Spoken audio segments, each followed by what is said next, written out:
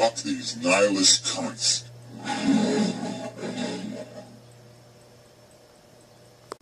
Response video to a video by the Modern Mystic called No Game, No Relevance. Even though he says in the video basically, oh shit, I forgot to put a shirt on. Well, anyway, you can stand it. Just for Nick, didn't want to, he likes things a little more polite. Whoops, don't go down there. Anyway, so he's using this metaphor of the game idea as if you have to have a game for there to be something that matters, like scoring goals or some other thing. And the game is always going to be just a contrivance anyway. All of our games are just contrivances, and they're usually contrivances, or exclusively contrivances, to satisfy this mechanism of sentience that needs to be fed, it needs feeding. So, he's conceding that his metaphor is irrelevant, is that there's no category of game that's real. There's no such thing as a real game. It just uses a metaphor for the idea that you do have these this value mechanism, and you have this objective of scoring and winning, doing it right. Victory, it usually has a definition like that. Your players don't die, you score more points, you win, kind of thing. So in this sense, if you just break the word game down to what is a game, some sort of umpired exchange of skill,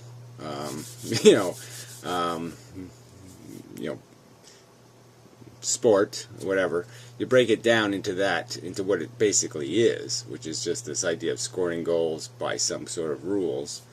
That you can use, that metaphor, scoring by rules, can be used to describe almost anything.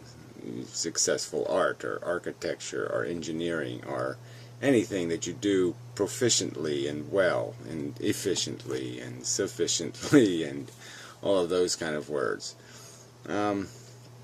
So anyway, and so by a simpler definition, breaking the word game down into what it is, you could find a place maybe you can put what we're doing. You could describe the value game, or the efficiency game, or the productivity game, the importance game, the significance game.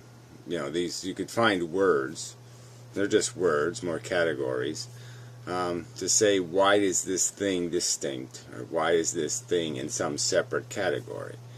And I think, I think it's just very unfair to argue from there's no value because matter, broken down into its pieces, has no relevance to it. The basic mechanics it doesn't provide the properties relevant. That's like saying if there's no properties in the universe that create diamonds or transparent hard matter, that the concept is not, that has no properties just because it doesn't create it.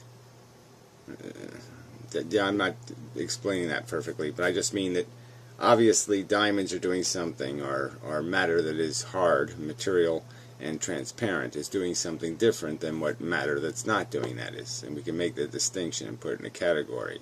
And the difference isn't nothing. The difference is something. A prism, for example, is splitting light. It's doing something. Now the question is what falls into some category called meaningful something. A meaningful something.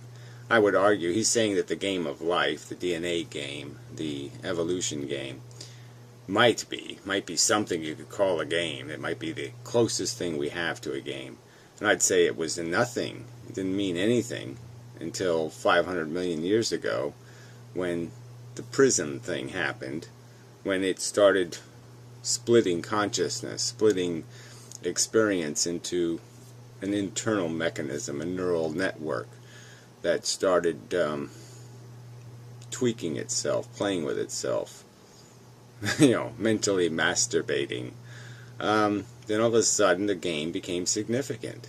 It's in a new category. It's doing something different. It's prisming now. It's transparenting. It's doing something the other matter isn't doing. And the question is, as an intelligence, what do you say? Do you say, is it a significant difference or an insignificant difference? And I'm going to argue in defense of the fact that it's a frickin' significant difference, and I'm going to use the testimony of my personal experience having one. That if I was to explain it to something else, I would explain, don't mess with this, don't play with this is a kind of fire. It's a kind of fire, a kind of weird thing that takes place. And you got to be really careful with playing with this thing, because it does something quite bizarre and quite strange and quite hard to explain. We can't explain the physics yet, but even if we could explain the physics, we're still, I think, going to be sitting there with a bag full of, arranged matter, and creating a something entirely synthetic, but in the same sense, only synthetic in the sense that it's taken something that's obviously a part of the properties of this universe, and it's split them. It's put them into a form that we are not used to seeing, and we're in a form where we're functioning on one of these levels. But I'm just saying, I think there's clear evidence that we can take it and just use a word like significant or important or significant, substantial, something, a big word, an important word, and say that consciousness fits into that category. This is an important phenomenon. It's not a river flowing. It's not swirly whirlies. It's not tornadoes. It's not a hurricane. It's not some nebula. It's not just a bunch of stuff doing stuff. It's doing a very different kind of stuff. Stuff very different from any of the other stuff in the known universe. It's a very different kind of stuffing. And it's I think it's I don't want to call it a cheat of the argument, but it's sort of a cheat for you to tell me I have to place it in some sort of material bottle with material describing words explaining how the matter itself is significant. The matter's not significant. The matter itself isn't significant. The forces that made it aren't significant. None of the other crap, nothing that it's built out of is significant. It's only significant in how it has been arranged and the properties it now acquires through that arrangement. And that puts it into this category of different than all the other matter. And if there was some other synthetic thing, some computer, some other silicone life form, some other arrangement of complexity that could sit there and express to me, I'm complex, I'm having a complex phenomenal thing is happening to me, I'm sensing, I'm feeling, I have state changes, dramatically different things, I would, are happening to me. They're being created inside of me when I'm functioning. I wouldn't deny it. I wouldn't sit there and pretend that its testimony is meaningless. That because I know it's just physical matter, there's no magic dust in there, no unicorn feces, that all of a sudden I can just discount it and say it doesn't exist. It doesn't mean anything. Why is it necessary? Again, why do I have to tie significance and meaning and value, productivity, efficiency, consequence, importance? Why do I have to connect all of these concepts to the material? Why can't I connect it to the process? I don't know what the fuck that was. Anyway, process is important. Process produces what we can call function. And again, it all happens because of this physics that this stuff is in motion. And it's the motion, it's the movement, it's it's an expression of that phenomenon of time, that this thing is able to be experienced. It wouldn't exist in any frozen moment. It only can exist in in how we progress through time, and that might be part of physics. There might be a nuance to physics that might explain this, the compression feeling, the sense of this idea of the sensation or the pain or the tension or the irritation. This might be a fundamental property in nature, and it's only realized, it's only magnified through this extensive feedback mechanism that takes place inside of our neurology. This energy built on top of energy, built on top of energy kind of idea, feeding itself, feeding itself, feeding itself. It's creating something, and the something is value. And it just mystifies me.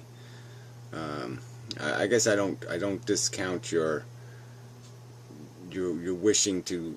I like the idea of taking clinical observation to its extreme, but I don't know if it's fair. I don't know if it's fair to do that until we have all the information, and where I might be able to, there might be this material explanation, but we just don't have it yet.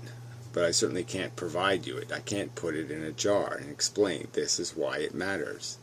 It matters because I know from my personal experience that it matters. That's one reason I'm going to say it matters, regardless of what it's doing. It matters. I'm experiencing it. I'm giving honest testimony to the universe. Don't fuck with this shit. It can go all kinds of bad. It's significant. It's meaningful. It's value rich. Don't fuck with it. I just know that as a minimum. And to say you theorize